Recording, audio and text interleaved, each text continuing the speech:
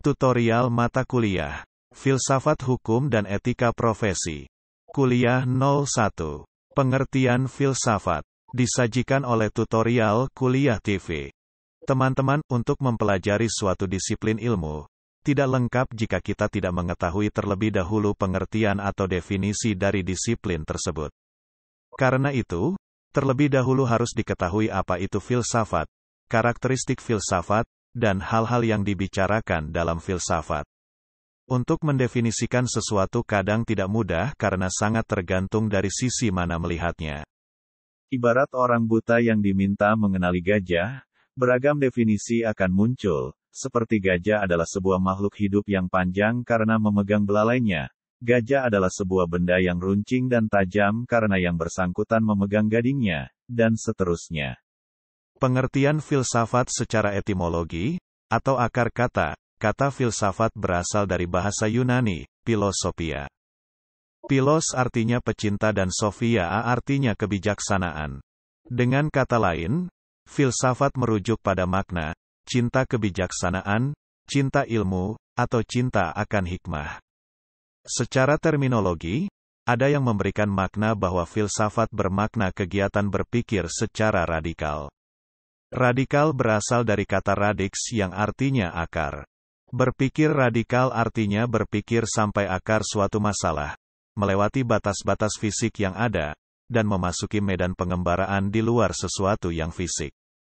Terkait filsafat, kita tidak akan memahami secara utuh sebelum kita mengetahui ruang lingkup kajian dan persoalan-persoalan yang ditanganinya.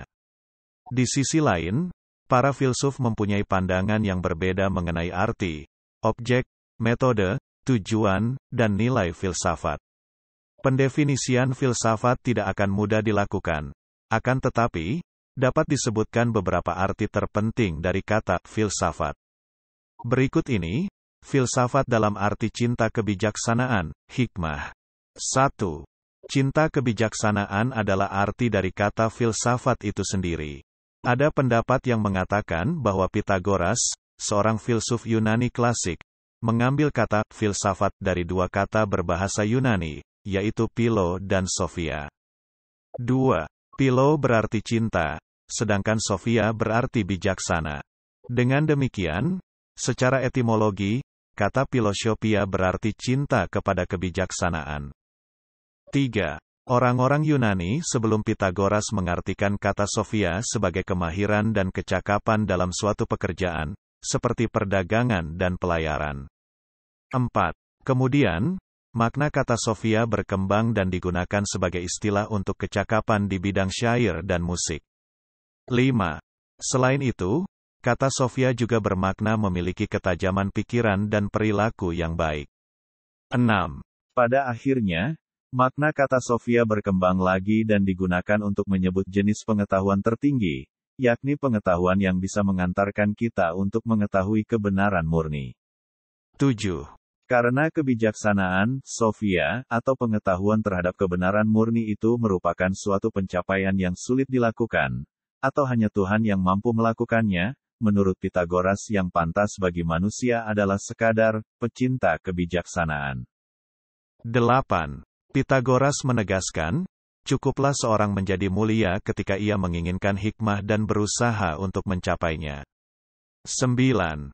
Kata filsafat kemudian masuk dalam bahasa Arab menjadi falsafah, lalu masuk dalam bahasa Inggris menjadi filosofi. 10. Sepanjang sejarahnya, filsafat menjadi saksi dari kerendahan hati para filsuf yang tidak mengklaim diri mereka sebagai orang yang mampu mengetahui segala-galanya, melainkan sekadar sebagai para pencari dan pecinta kebijaksanaan, atau hikmah. 11. Pencarian pengetahuan tentang kebenaran murni menuntut usaha yang serius dan kerja yang terus-menerus. Oleh karena itu, filsafat terkait erat dengan pengamatan dan pemikiran rasional. 12. Seorang filsuf dalam istilah Plato adalah orang yang sadar terjaga, dan membuka pandangannya terhadap segala hal yang ada di alam eksistensi sambil berusaha untuk memahaminya. sedangkan orang lain menghabiskan hidupnya dalam keadaan tertidur. Selanjutnya akan dijelaskan filsafat dalam arti umum. Dalam arti umum, filsafat digunakan untuk menyebut berbagai pertanyaan yang muncul dalam pikiran manusia tentang berbagai kesulitan yang dihadapinya serta berusaha untuk menemukan solusi yang tepat. Misalnya, ketika kita menanyakan, siapakah saya, dari mana saya berasal, mengapa saya ada di sini, bagaimana kedudukan manusia dalam semesta alam ini, dan seterusnya. Begitulah Aristoteles memahami filsafat ketika ia menyebutnya sebagai sebuah nama dari ilmu dalam arti yang paling umum. Pemahaman filsafat seperti ini selanjutnya berkembang dalam pemikiran Islam. Abu Nasr al-Farabi mengatakan, tidak ada sesuatu pun di alam ini yang tidak bisa dimasuki oleh filsafat. Bagaimana penjelasan filsafat dalam arti khusus? Filsafat dalam arti khusus memiliki persamaan dengan sebuah mazhab atau aliran pemikiran tertentu. Arti seperti ini akan langsung terbersit dalam pikiran kita ketika kata filsafat dirangkaikan dengan nama salah seorang filsuf, misalnya filsafat Aristoteles atau filsafat Plato. Perangkaian kata filsafat dengan nama seorang filsuf tertentu mengindikasikan bahwa setiap filsuf dengan aktivitas filsafat yang dilakukannya bermaksud membangun suatu bentuk penafsiran yang lengkap dan menyeluruh terhadap segala sesuatu. Dalam Islam, dikenal dengan mazhab yang di kalangan Sunni saja terdapat 4 mazhab besar, yakni mazhab Hanafi, mazhab Maliki, mazhab Syafi'i, dan mazhab Hambali. Di kalangan Syiah, juga terdapat berbagai mazhab besar, yang juga terdapat perbedaan-perbedaan di antara mereka mengenai permasalahan yang secara syariah adalah sama. Seorang filsuf, dalam membangun filsafatnya, memulai dengan satu prinsip yang diyakini kebenarannya. Misalnya, keyakinan terhadap prinsip yang mengatakan bahwa asal-usul wujud, being, adalah materi, akal, atau kehidupan. Seorang filsuf, dalam membangun filsafatnya dengan keyakinan bahwa semua jenis pengetahuan merujuk pada indera, akal, atau pada indera dan akal secara bersamaan. Dari prinsip yang diyakininya itu, seorang filsuf kemudian menyusun kesimpulan-kesimpulan yang selanjutnya dijadikan sebagai preposisi bagi sebuah kesimpulan akhir. Demikianlah sampai kemudian sempurna menjadi bangunan sistem filsafat tersendiri. Melalui konstruksi filsafatnya itu, ia akan menafsirkan segala segi alam wujud, atau being, berdasarkan prinsip yang diyakini dan dipercayainya. Seorang filsuf lain yang muncul dan tidak tertarik dengan konstruksi filsafat tersebut, kemudian membangun model filsafat sendiri berdasarkan prinsip baru yang diyakininya. Begitulah para filsuf membangun berbagai mazhab dan aliran filsafatnya masing-masing. Maka itu, sejarah filsafat pada dasarnya hanyalah sejarah membangun berbagai mazhab, menolaknya, dan kemudian membangun mazhab-mazhab baru. Lalu, bagaimanakah pengertian filsafat dalam arti universal? Dalam arti universal, filsafat berarti pengetahuan terhadap wujud dalam universalitasnya dan bukan partikularitasnya. Dalam mengkaji alam semesta, ilmu-ilmu khusus tidak hanya berhenti pada fenomena-fenomena yang tampak, tetapi juga memiliki perhatian dan berusaha untuk sampai pada hukum-hukum universal umum yang bisa diterapkan pada objek kajian tadi. Akan tetapi, filsafat melakukan sesuatu yang lebih jauh dari itu. Filsafat berusaha untuk menyatukan hal-hal yang ada secara keseluruhan dalam sebuah bingkai rasional yang dapat menafsirkan berbagai fenomena real.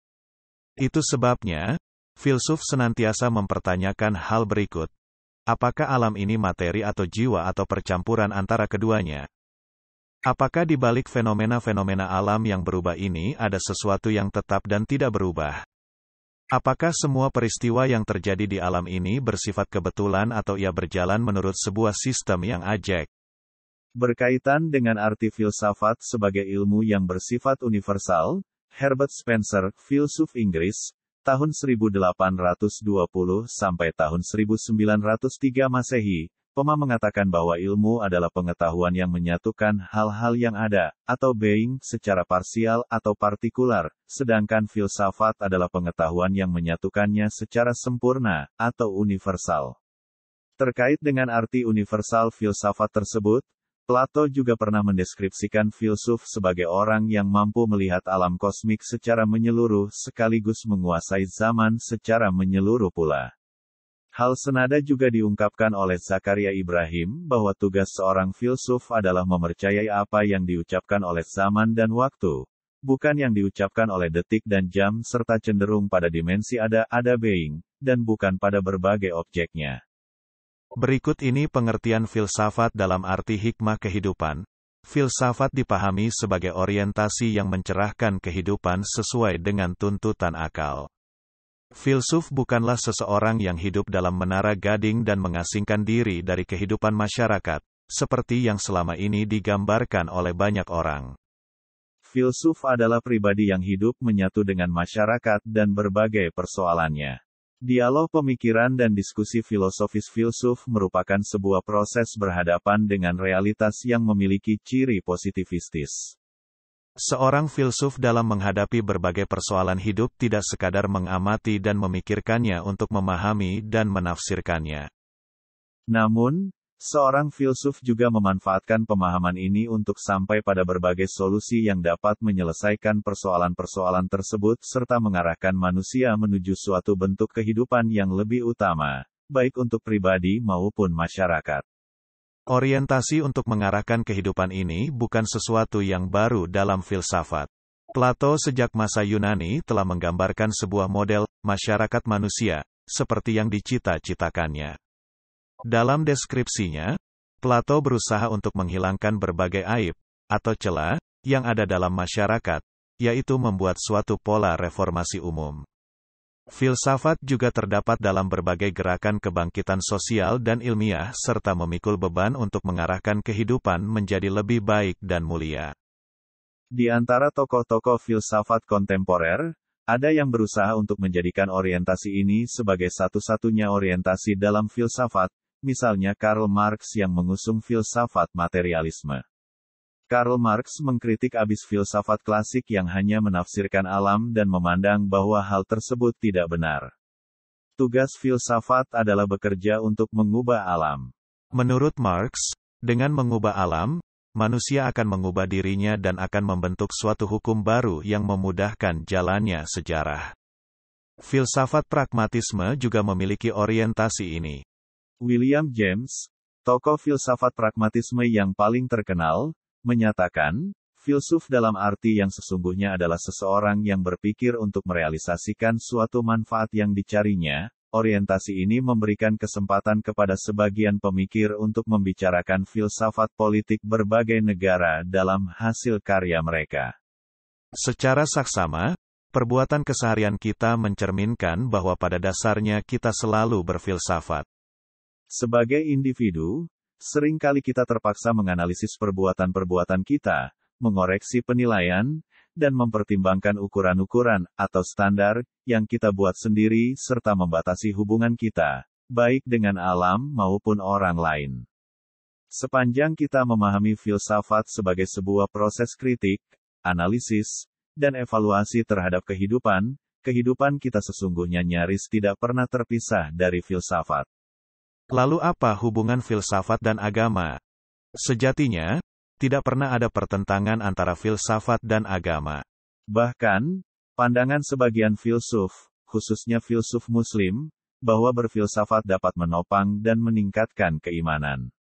Di sisi lain, keimanan atau ajaran agama apapun tidak melarang seseorang untuk berpikir produktif, kreatif, dan inovatif. Banyak ayat dalam Al-Quran yang menantang manusia untuk selalu berpikir produktif, kreatif, dan inovatif. Dapat dicontohkan, ada ayat Al-Quran dalam surah Ar-Rahman yang menjelaskan bahwa kamu sekalian tidak akan dapat melintasi langit dan bumi, kecuali dengan kekuatan atau ilmu. Ayat Al-Quran dalam surah Al-Mujadilah yang menjanjikan derajat yang tinggi bagi orang yang beriman dan memiliki ilmu pengetahuan, dan sebagainya. Contoh dari kalangan filsuf barat adalah Thomas Aquinas, seorang filsuf yang inovatif sekaligus sebagai orang yang taat beragama. Begitu pula para ulama, mereka adalah pemikir Muslim yang merepresentasikan integrasi antara berfilsafat yang benar dan pemahaman keagamaan yang mantap. misalnya Imam Ghazali. Apa itu agama? Agama intinya adalah satu bentuk ketetapan ilahi yang mengarahkan mereka yang berakal dengan pilihan mereka sendiri terhadap ketetapan ilahi tersebut serta kepada kebaikan hidup dunia dan kebahagiaan hidup di akhirat. Lebih jelasnya, agama memiliki beberapa kriteria sebagai berikut. 1. Agama adalah sebuah sistem yang datang dari langit dari Tuhan. 2. Tujuan agama adalah mengarahkan dan membimbing akal manusia. 3. Dasar beragama adalah kebebasan pilihan. 4. Agama wahyu membaca kebaikan hidup di dunia dan akhirat. Lebih lanjut, pokok-pokok keagamaan yang benar dapat dirangkum sebagai berikut. 1. Kepercayaan terhadap satu Tuhan yang Maha Kuasa dan Maha Bijaksana, terbebas dari kemiripan dengan makhluk, serta tidak berawal ataupun berakhir dalam wujudnya. 2. Kepercayaan terhadap alam lain, yaitu di dalamnya terdapat makhluk-makhluk jenis lain, seperti malaikat dan jin. 3. Kepercayaan terhadap pengutusan para rasul Tuhan untuk mengajarkan manusia bagaimana cara menjalani hidup. 4. Kepercayaan terhadap adanya kehidupan lain setelah kehidupan dunia ini, yaitu kita akan dimintai perhitungan dan diberi balasan sesuai dengan amal perbuatan kita. Jika baik dibalas baik dan jika buruk dibalas buruk. Hubungan filsafat dan agama lebih lanjut, filsafat Yunani terpisah dari agama Yunani yang penuh hurafat dan mitos. Di Yunani bersifat unik karena masyarakatnya merupakan penganut paham politeisme secara teologis, sedangkan para filsuf justru membela paham monoteisme. Bangsa Yahudi sangat mengagumi filsafat Yunani dan menganggapnya sebagai medan berpikir untuk akal sambil tetap berpegang pada kitab suci Taurat beserta ajaran-ajaran yang terdapat di dalamnya. Oleh karena itu, bangsa Yahudi berusaha membungkus keyakinan agama mereka dengan pola filsafat. Bangsa Yahudi berpendapat bahwa tujuan filsafat adalah berbakti kepada hidup beragama. Pada abad pertengahan, bangsa Eropa menjadikan filsafat sebagai sarana untuk mengharmonisasikan antara akal dan apa yang dibawa oleh agama. Para ahli teologi di Barat dan ahli kalam di dunia Islam telah menjadikan filsafat sebagai tameng, pertahanan akidah dengan segala argumentasi rasionalnya. Fakta sejarah menunjukkan bahwa hubungan antara filsafat dan agama tidak selalu harmonis. Kekuasaan agama selama beberapa kurun waktu pernah begitu bengis memusuhi filsafat, misalnya yang terjadi pada masa kebangkitan Eropa dan pada masa Islam, yakni adanya suatu golongan yang fanatik menentang kebebasan berpikir. Pada saat itu, mereka ingin membelenggu pemikiran manusia sambil menjadikan diri mereka sebagai panglima bagi akal atau pemikiran. Dengan begitu, sesungguhnya mereka telah mengotori agama dan ajaran luhurnya, mereka juga telah mengkhianati filsafat dan ilmu pengetahuan. Maka, pertentangan yang ada bukan antara filsafat dan agama, tetapi antara filsafat dan para pemuka agama yang fanatik. Bagaimana harmonisasi filsafat dengan agama di kalangan filsuf Muslim? Ciri paling khusus dari filsafat Islam, secara keseluruhan, merupakan usaha yang diarahkan untuk mengompromikan antara filsafat dan agama. Para filsuf Muslim hidup di lingkungan masyarakat Islam dan terpengaruh oleh suasana yang berkembang pada saat itu sehingga tentu saja mereka berusaha sekuat tenaga untuk mengompromikan antara akidah mereka dan kajian-kajian filsafatnya. Hal mengompromikan antara akidah mereka dan kajian-kajian filsafatnya dengan jelas dapat ditemukan pada Ibnu Sina dan Al-Farabi. Para filsuf Muslim banyak menganut pemikiran filsuf Yunani, khususnya pemikiran Aristoteles. Namun demikian, mereka menemukan banyak ketidakcocokan antara pemikiran tersebut dan pokok-pokok akidah Islam. Oleh karena itu, para filsuf Muslim berusaha keras untuk memberikan corak keagamaan pada filsafat Yunani sekaligus memberi bungkus filosofis dalam penjelasan tentang agama. Kajian-kajian filsafat, terdapat dua kelompok besar filsuf. Kelompok pertama, mereka yang mengingkari filsafat metafisika. Masuk dalam kelompok ini adalah filsafat positivisme yang berpandangan bahwa ilmu pengetahuan dengan segala cabangnya telah mencakup seluruh objek sehingga tidak menyisakan ruang sedikitpun bagi filsafat untuk mengeksplorasi lebih jauh. Kelompok ini berpandangan bahwa tidak ada lapangan untuk berfilsafat, kecuali mengkaji hukum-hukum ilmiah yang mengantarkan cabang-cabang ilmu menjadi sebuah kajian yang lengkap atau dengan menganggapnya tunduk pada satu metode dan mencakup bidang-bidang yang berbeda dari studi umum. Dalam pandangan positivisme logis, filsafat adalah metode atau cara untuk menganalisis kata-kata dengan suatu analisis logika. Positivisme logis menggunakan silogisme untuk menemukan jawaban atas permasalahan-permasalahan, yakni berangkat dari premis mayor dan premis minor, kemudian memberikan kesimpulan, conclusion. Kelompok kedua, mereka memperluas wilayah filsafat sampai mencakup semua objek pengetahuan manusia sehingga setiap lapangan pengetahuan mempunyai filsafatnya sendiri. Filsafat berkisar pada ide-ide umum. Kelompok ini berpendapat bahwa setiap problem ilmu pengetahuan mempunyai sisi rasional yang menjadi perhatian filsafat serta sisi persepsional yang merupakan objek bahasan ilmu-ilmu khusus. Kajian politik, sejarah, kebudayaan manusia, agama, seni, bahasa, dan hukum dapat dilihat dari perspektif filsafat. Hal ini sejalan dengan ungkapan Farabi yang menyatakan, tidak ada entitas apapun di alam semesta ini, kecuali filsafat mempunyai pintu masuk ke dalamnya. Klasifikasi kajian filsafat akan kita batasi pada pembahasan dan aliran-aliran filsafat pada 3 bidang, yakni 1. Studi tentang being, ontologi, 2. Studi tentang pengetahuan, epistemologi, dan 3. Studi tentang nilai, aksiologi. Dalam kaitan itu, ada 2 hal yang perlu diperhatikan. 1. Sebagian filsuf membatasi arti kata-kata metafisika, sesuatu di luar fisik, dalam persoalan ontologi, sedangkan sebagian yang lain membatasi dalam persoalan epistemologi. Hal ini terjadi karena filsafat modern memasukkan persoalan being, ontologi, dalam persoalan pengetahuan epistemologi. Ada pendapat lain yang menyatakan bahwa sesuatu di luar alam, metafisika itu mencakup persoalan ontologi dan epistemologi secara bersamaan karena manusia selalu berusaha untuk mempelajari dunia luar. Namun, setelah selesai, manusia pun mulai memperhatikan dirinya sendiri dan berusaha untuk menyingkap rahasia dan kemampuan pengetahuannya. 2. Terdapat satu kelompok yang memperluas lapangan filsafat, dalam artian tidak membatasi pada 3 lapangan yang disebutkan di atas. Namun, mereka menyertakan ilmu-ilmu lain sebagai berikut. Filsafat agama mengkaji secara kritis konsep-konsep agama, seperti konsep Tuhan, wahyu, maksiat, ibadah, dan lain-lain. Filsafat sejarah menafsirkan perjalanan sejarah dan mengklarifikasi metode para sejarawan serta menganalisis sumber-sumber sejarah. Filsafat politik mengkaji karakter suatu pemerintahan, hubungan antara individu dan negara, asal-usul masyarakat, sumber-sumber hak individu, dan lain-lain. Filsafat hukum mengkaji prinsip-prinsip umum dari hukum positif, termasuk mengkaji konsep-konsep perbuatan, niat, kehendak, kebebasan, dan keadilan. Filsafat ini berusaha membuat satu teori umum berkaitan dengan karakteristik hukum. Ontologi atau hakikat keberadaan.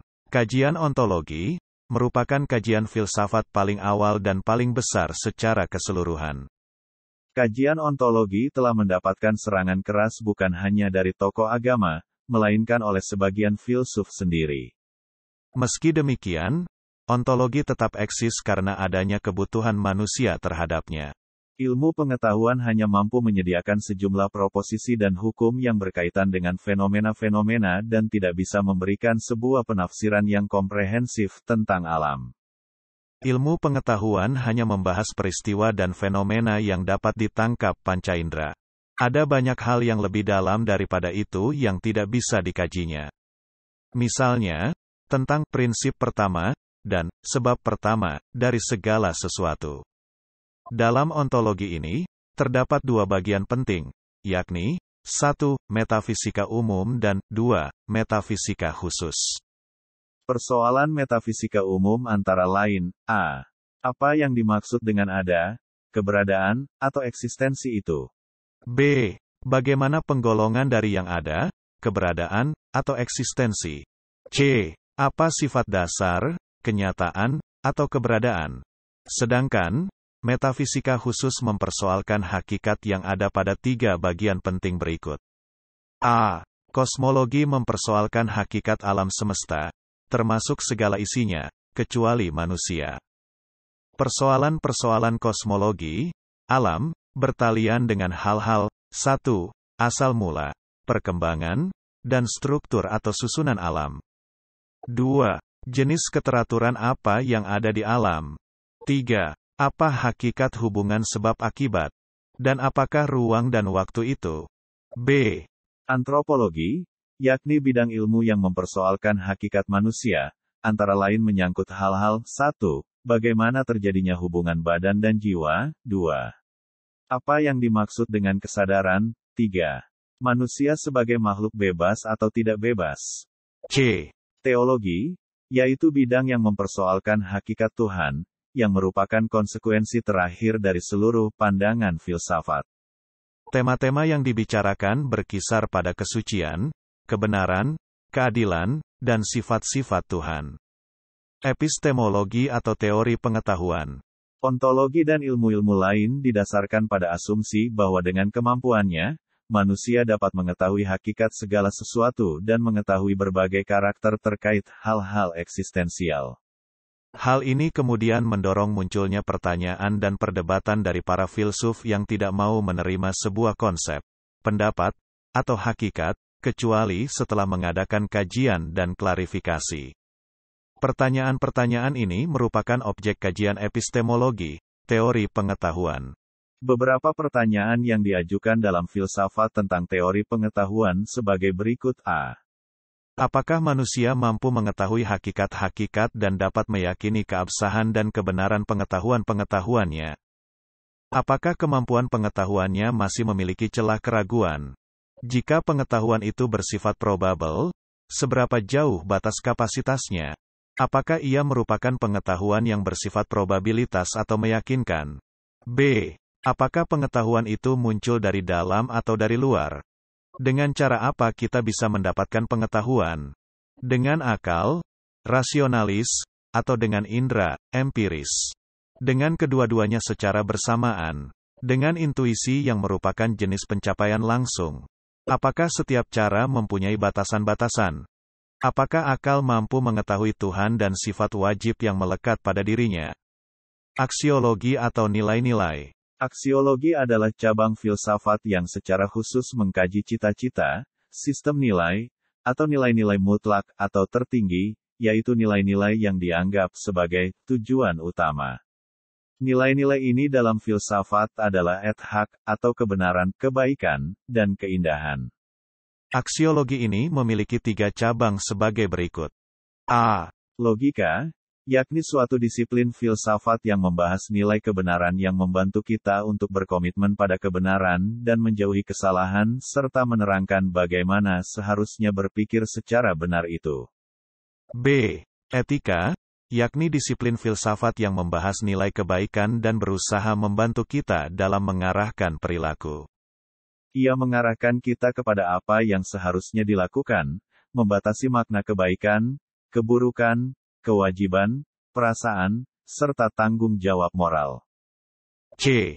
Estetika, yakni disiplin filsafat yang membahas nilai keindahan dan berusaha membanem kita dalam meningkatkan rasa keindahan dan membatasi tingkatan-tingkatan yang menjadi standar dari sesuatu yang indah. Persoalan-persoalan dalam aksiologi berkisar pada hal-hal berikut. A. Apa yang dimaksud baik atau buruk secara moral? B. Apa syarat-syarat perbuatan dikatakan baik secara moral? C. Bagaimana hubungan antara kebebasan dan perbuatan susila? D. Apa yang dimaksud kesadaran moral? E. Bagaimana peran suara hati dalam setiap perbuatan manusia? F. Apakah keindahan itu? G. Keindahan bersifat objektif atau subjektif? H. Apa yang merupakan ukuran keindahan? I. Apa peranan keindahan dalam kehidupan manusia? J. Bagaimana hubungan keindahan dengan kebenaran? Demikianlah materi filsafat hukum dan etika profesi kuliah 01. Channel tutorial kuliah TV dimaksudkan membantu mahasiswa perguruan tinggi negeri maupun di perguruan tinggi swasta manapun di Indonesia. Video tutorial juga dituturkan dan disubtitelkan agar dapat ditonton, dibaca sambil didengarkan. Jangan khawatir jika belum langsung paham. Itu wajar. Untuk pemahaman yang lebih baik, putar dan dengarkan video ini berulang-ulang. Selamat mengikuti. Subscribe dan like, agar Anda mendapatkan update tutorial lainnya. Bagikan juga link video ini, agar teman Anda juga mendapatkan manfaat channel ini. Sekian dan terima kasih. Sampai jumpa.